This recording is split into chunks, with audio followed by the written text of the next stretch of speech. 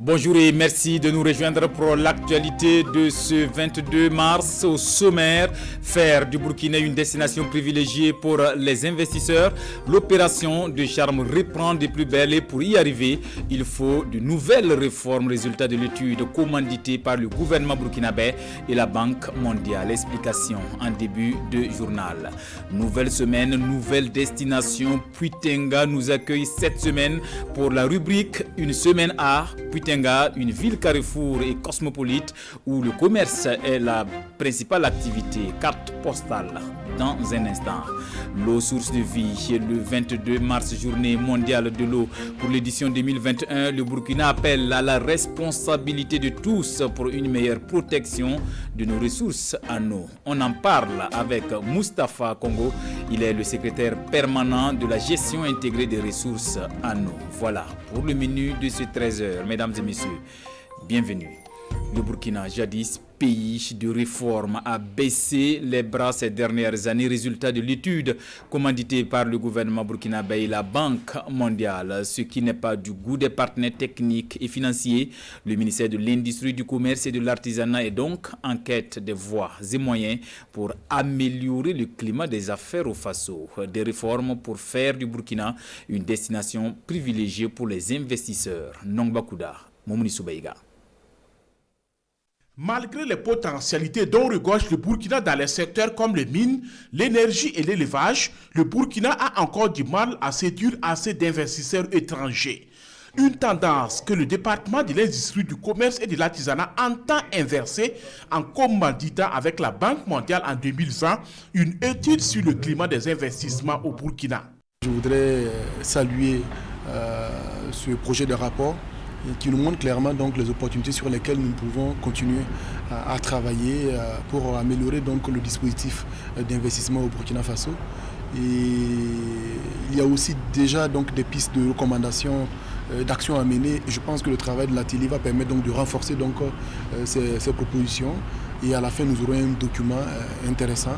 L'étude soumise à la validation doit identifier des voies et moyens à même de contribuer à accélérer les réformes pour faire du Burkina une destination privilégiée. C'est également le vœu de l'Union européenne qui accompagne le Burkina dans ces domaines. C'est un projet de l'Union européenne pour soutenir les efforts du gouvernement et d'améliorer les conditions d'investissement pour les entreprises au Burkina. L'Union européenne est le premier importateur et avec la Suisse, le premier partenaire exportation aussi de Burkina Faso. Nous sommes très contents d'avoir une bonne coopération avec le gouvernement qui est très engagé. Après analyse, les acteurs du monde des affaires et les partenaires techniques et financiers valideront le document. Pour l'Union européenne, le document final validé doit servir de référentiel solide pour la mobilisation de l'investissement privé au Burkina Faso.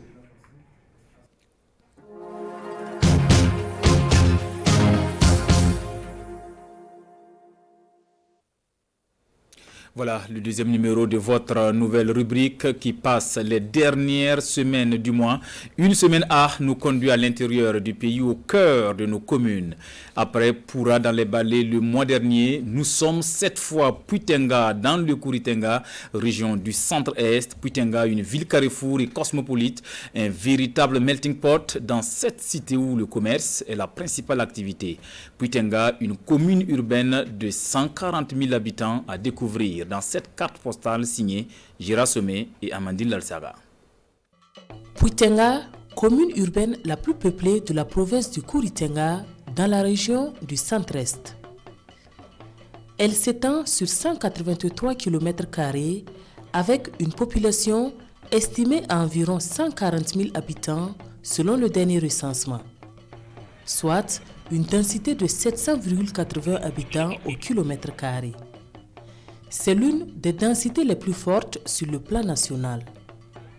Puitenga comprend 5 secteurs et 17 villages et 80% de la population vit en ville. Les principales activités sont le commerce, l'élevage et l'agriculture.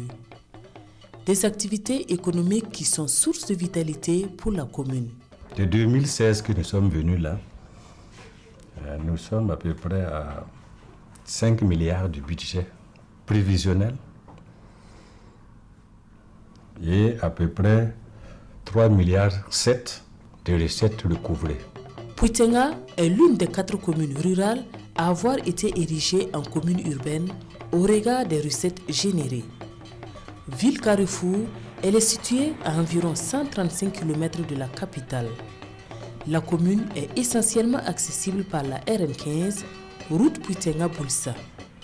Ce tronçon relie également la commune à la RN14, route Ouagadougou-Koupela.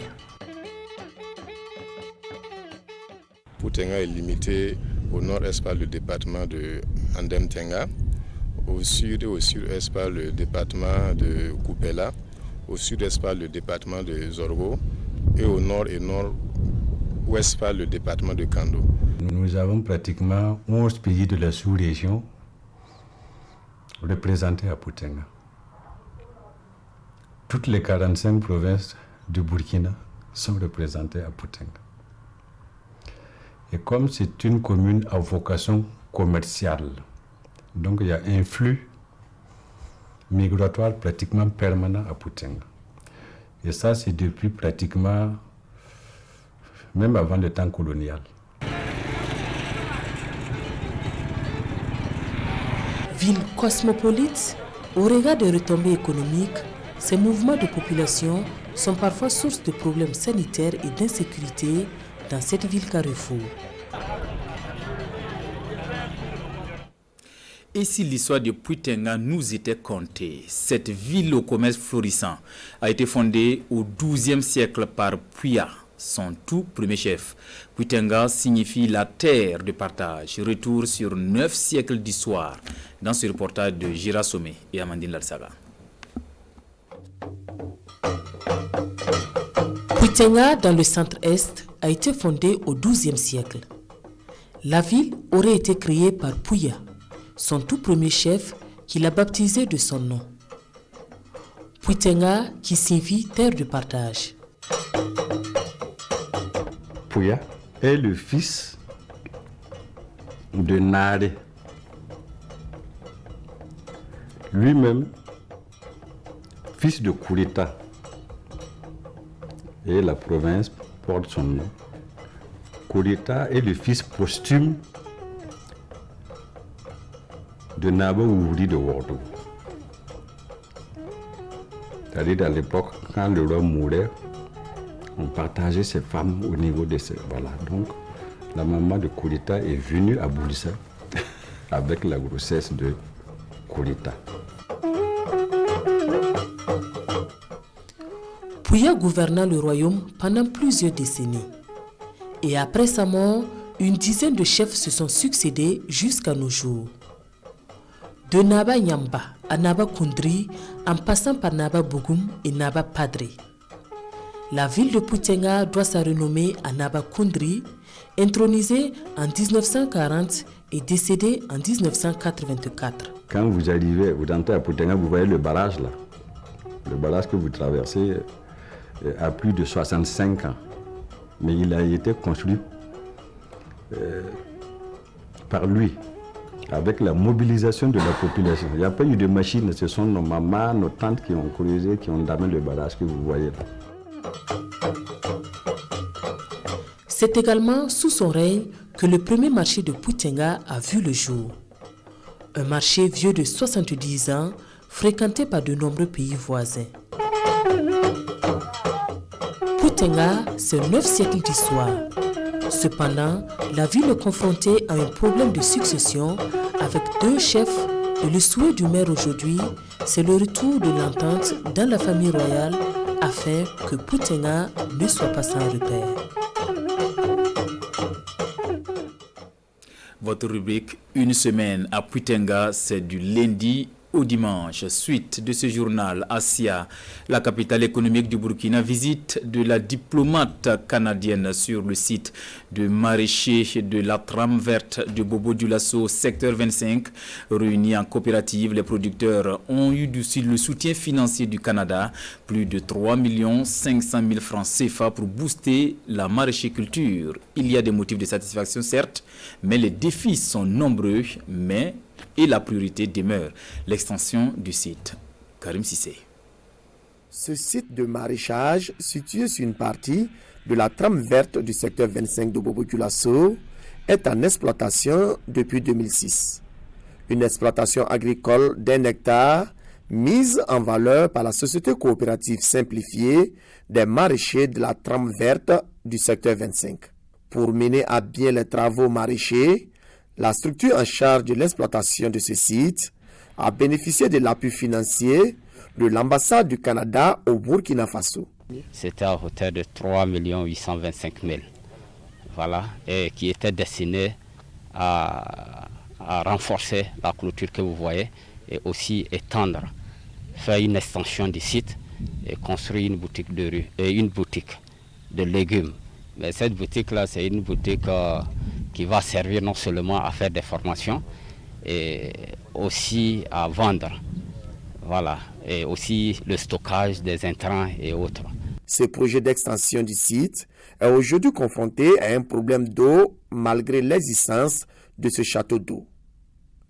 Une doléance soumise à l'ambassadrice du Canada au Burkina Faso en visite sur les lieux. Ils ont un château d'eau qui opère avec de l'énergie solaire, donc ça c'est vraiment impressionnant et très bien, mais quand c'est la saison très très chaude, il n'y a pas tout à fait assez d'eau pour tout le terrain qu'ils ont.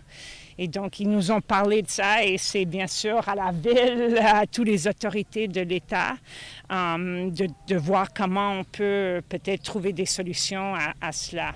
Une vingtaine de producteurs agricoles, dont 14 femmes, exploitent ce site maraîcher. Un site uniquement réservé à la culture bio. Je le disais en début de journal, la journée mondiale de l'eau est célébrée chaque 22 mars. La place de l'eau dans nos sociétés, comment la protéger, c'est le thème. Mais au niveau national, il est plutôt question du rôle et de la responsabilité de chaque Burkinabé pour une meilleure protection de nos ressources en eau. Moustapha Congo, le secrétaire permanent de la gestion intégrée des ressources en eau, est avec nous. Bonjour, Monsieur Congo. Bonjour. Le thème le dit bien, protéger la ressource eau, c'est contre quoi? Ok, et merci beaucoup. Je voudrais déjà introduire en disant que cette journée mondiale de l'eau qui est célébrée le 22 mars de chaque année vise en tout cas à célébrer l'eau et à sensibiliser sur le fait que près de 2,2 milliards de personnes vivent sans accès à l'eau propre et à l'assainissement. Donc, en lien déjà avec ce que je viens de dire, ça veut dire qu'il y a une nécessité que nous puissions protéger. Parce que les projections montrent que si rien n'est fait, d'ici 2050, près de 5 milliards de personnes risquent de vivre sans accès à l'eau potable et à l'assainissement. Donc, l'eau étant une ressource rare, très limitée, toutes les actions que nous menons qui tendent à polluer les ressources en eau ne feraient simplement qu'accentuer la crise de l'eau, donc le manque d'eau. Donc nous avons une certaine responsabilité, autant que nous sommes, au niveau que nous sommes, à pouvoir mener des actions, à pouvoir sensibiliser pour faire en sorte que ce que nous menons comme activité, ce que nous menons comme travail, donc puisse garantir la qualité de l'eau pour permettre à ce que nous puissions utiliser l'eau pour nous-mêmes et aussi garantir la qualité de l'eau pour les générations à venir. Au Burkina, quelles sont les menaces qui pèsent sur la ressource eau? Au Burkina, les menaces qui pèsent sur les ressources en eau sont diverses, mais je peux citer quelques-uns, notamment les problèmes de pollution. Nous avons un problème de pollution avec actuellement et le développement économique avec les activités, avec l'accroissement de la population. Il y a un certain nombre d'activités qui sont menées et qui ne sont pas menées dans les règles de l'art.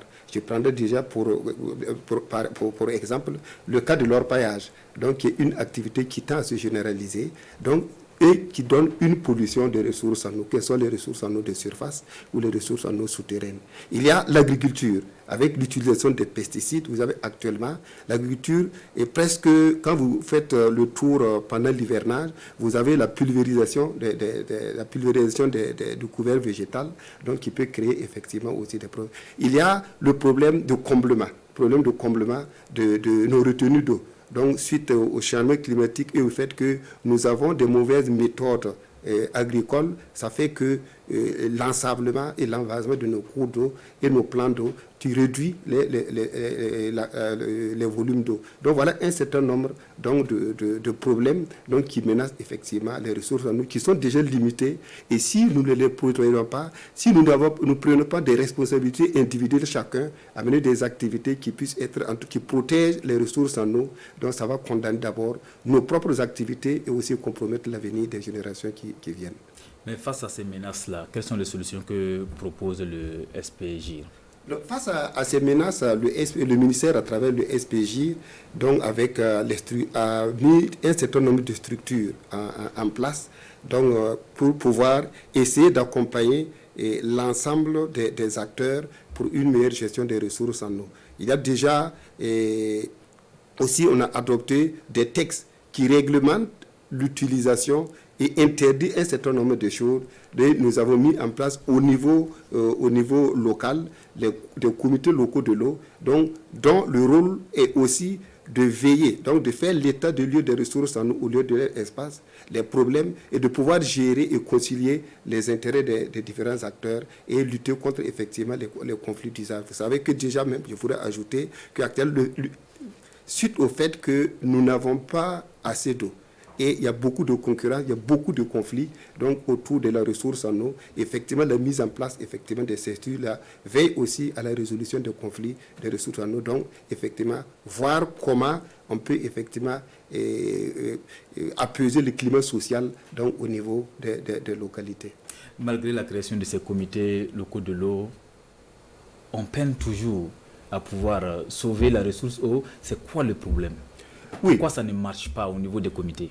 Oui, d'abord, il faut reconnaître qu'au niveau des comités, c'est vraiment c'est à l'image, je voudrais dire que c'est à l'image de presque au Burkina. Vous savez, quand vous avez en termes de texte, de réglementation, et je prends l'exemple de Ouaga, même ceux qui sont lettrés, même, ils enfreignent à la réglementation. Donc, supposons maintenant effectivement ces textes transplantés au niveau local, donc il va falloir effectivement du temps. Donc ça fait que le respect de la réglementation est compliqué et surtout que c'est un problème de fois de survie et un problème de monétaire. Donc les gens courent vers l'intérêt particulier et ça fait qu'un certain nombre de textes ne sont pas respectés. Donc sinon c'est pas qu'effectivement les comités ne fonctionnent pas. C'est vrai, à certains contrées ça ne marche pas, mais il faut dire que aussi ça permet de régler un certain nombre de problèmes. J'ai toujours dit que le premier problème que ça règle est le conflit d'usage de l'eau était réglé dans certains contrées à la machette. Mais à partir du moment où nous avons maintenant les comités locaux de l'eau, donc des fois quand il y a un conflit d'usage, il y a au moins, donc et le clé se saisit de ça, il y a des discussions. Donc il y a des discussions maintenant autour de l'eau, plutôt que la machette. Donc je pense que déjà c'est une avancée et nous voulons effectivement que ça puisse marcher parce qu'à terme on suppose que ces comités-là vont vraiment servir de relais donc pour en tout cas la gestion de nos ressources en eau. Quel est aujourd'hui le message central pour une commémoration?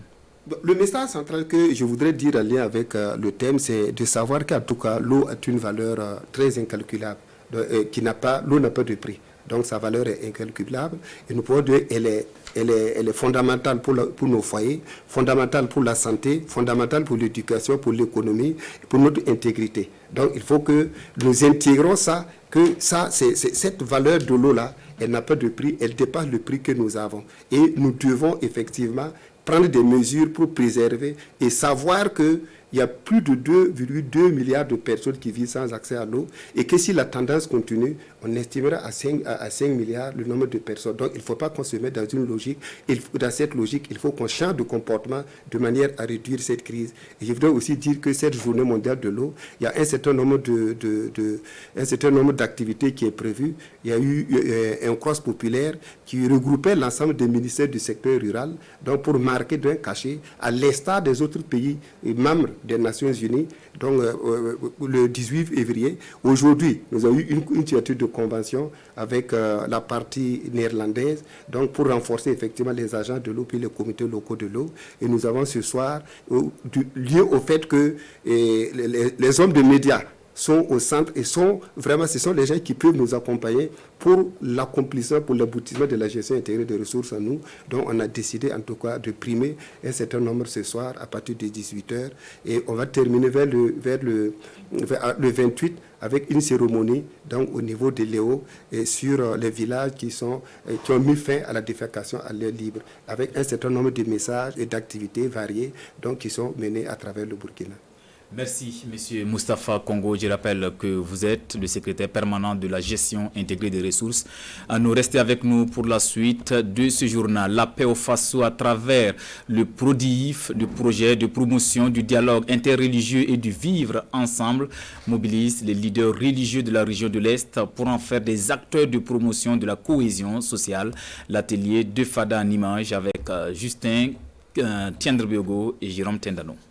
Est-ce que nous déconstruisons l'État ou bien nous construisons l'État? Dès l'entame de cette conférence, le communicateur rappelle la responsabilité des leaders religieux dans la construction d'une nation de paix. Si je presse pour dire que l'État est contre les musulmans, l'État est contre les chrétiens, si chaque jour mes fidèles entendent ça, est-ce que leur rapport à l'État, à la citoyenneté, est-ce qu'elle sera solide? Et ça, c'est une responsabilité que nous portons. Également convaincu de cette responsabilité, le projet de promotion du dialogue interreligieux et du vivre ensemble au Burkina Faso PRODIV entend faire des leaders religieux des acteurs majeurs de la promotion du vivre ensemble. Ils sont au point jonction entre leurs fidèles. Il importe à notre niveau d'insuffler un nouveau dynamisme de leur part pour qu'ils comprennent en réalité qu'ils peuvent être le socle ou le réceptacle des différents apports qui puissent changer le comportement de leurs fidèles.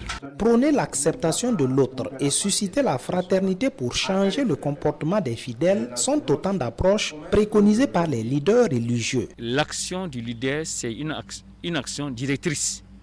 Ce que tu fais là, beaucoup de gens vont copier cela comme un modèle. En vivant ensemble, effectivement, nous pouvons construire davantage notre Burkina Faso. Je pense que les leaders religieux doivent avoir du courage. Le courage pour aller dans le dialogue. Parce que le courage pour faire dans son dogme, tout le monde l'a. On l'écrit dans nos lieux de culte, mais on n'a pas le courage de dire que l'homme est le frère de l'homme. Le projet de promotion du dialogue interreligieux et du vivre ensemble au Burkina Faso PRODIV attend de ces leaders religieux qu'ils intensifient les sensibilisations au sein de leur communauté en faveur de la cohésion sociale.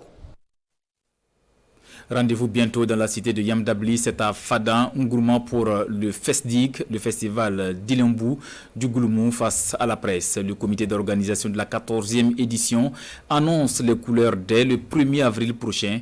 Le FESDIG 2021 place les arts et la culture au cœur de la résilience dans la région de l'Est. Gira Somé, Amadou Marcelto. Suspendu depuis 2017 à cause de l'insécurité dans la région de l'Est, le festival d'Ilembou au Goulmou se tiendra cette année du 1er au 4 avril prochain à Fadan Gourma. Pour cette 14e édition placée sous le signe de la résilience, il s'agit tout d'abord pour le comité de relever le défi de l'organisation. Pour relancer le festival, pour nous, c'est vraiment un défi et nous trouvons que c'est déjà assez spécial. Et nous pensons aussi que les habitants de la région de l'Est sont assez fatigués, autant d'années de difficultés, et où on ne pensait plus qu'à cela, l'insécurité, Corona, et ainsi de suite.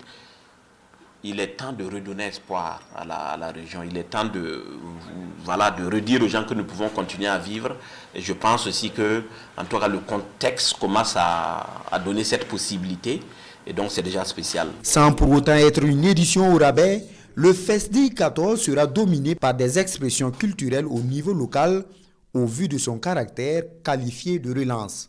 Au niveau national également, nous allons cibler peut-être 1 ou 2 artistes pour venir accompagner les artistes de la région. La programmation tient compte plus des troupes de la localité, surtout que nous ne pouvons pas aller réaliser quelque chose au village comme d'habitude. Non, nous les amenons à Fada pour pouvoir se produire. Donc nous plaçons au cœur de l'événement cette année les artistes locaux, les artistes de la région. Nous l'avons toujours fait, mais cette année encore plus. Nous allons travailler à les promouvoir. Néanmoins, le FESDIG reste un cadre de rencontre entre artistes, artisans et agro-pasteurs. Le tout dans une ambiance festive, tout en respectant le couvre-feu toujours en vigueur dans la ville de Fadane Gourma. Dans le registre sport, football, les étalons ont pris le quartier dans la capitale ougandaise pour le match Ouganda-Burkina Faso, comptant pour la 5e et avant-dernière journée des éliminatoires de la CAN Cameroun 2021. Le 11 national n'est pas encore au complet, mais ceux déjà sur place ont pris contact avec la pelouse de Saint-Marie Stadium Kitende de Kampala pour leur première séance d'entraînement. Précision de nos envoyés spéciaux Souleymane Sanou et Jérôme Tiendrebiogo. Il est 9h30 heure locale, 6h30 temps universel. Les étalons sont en route pour leur première séance d'entraînement à Kampala. Sur la pelouse synthétique du St. Mary's Kitende Stadium, 17 étalons sont présents autour de Kamumalo et son staff. Une petite séance de prière et un message du sélectionneur. Vous savez que la qualification se joue déjà ici. Alors, je sais que chacun de vous est motivé pour cela. Alors, je vous exhorte donc à travailler d'une manière disciplinée et intense. Les exercices qu'on va vous proposer, ça n'a rien d'extraordinaire. Mais le plus important, c'est ce que vous allez y mettre comme implication dans l'exercice qui va compter. Parce que c'est ça qui va déterminer aussi, bien sûr, ceux-là qui vont jouer mercredi. Alors, bonne séance à vous. Sur ce, Firmin Sanou prend les 14 joueurs de champ pour des ateliers, contrôle de balles, enchaînement et déplacement, passes appliquées et en profondeur. De son côté, Sabra Traoré et ses 3 gardiens de but répètent des gammes. Après les ateliers, place à un jeu à 8 contre 8 en espace réduit pendant une demi-heure. Le tout sous le regard du maître à penser. Officiellement, c'est la première séance. J'ai trouvé ces garçons surtout appliqués avec beaucoup d'envie. Alors, donc ça présage déjà en tout cas de l'endemain meilleur.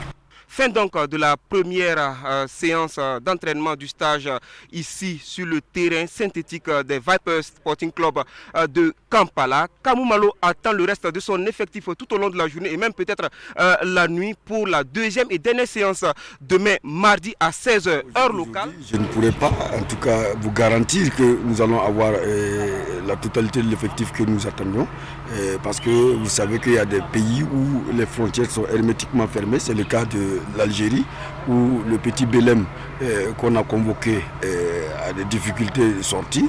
Alors donc je pense que pour lui, bon, ce n'est pas vraiment évident qu'il fasse partie du groupe de Kampala et même de Ouagadougou. Parce que ça c'est une question de frontière, bon, et là on n'y peut rien. Alors pour les autres pays, je pense qu'il n'y a pas de souci. Au meilleur des cas, ils seront donc 32 pour les 2 matchs contre l'Ouganda ici et le Sud-Soudan à Ouagadougou. Merci Jérôme et bonne chance à nos étalons. Revue de presse avant de refermer cette édition à lire à la une des quotidiens.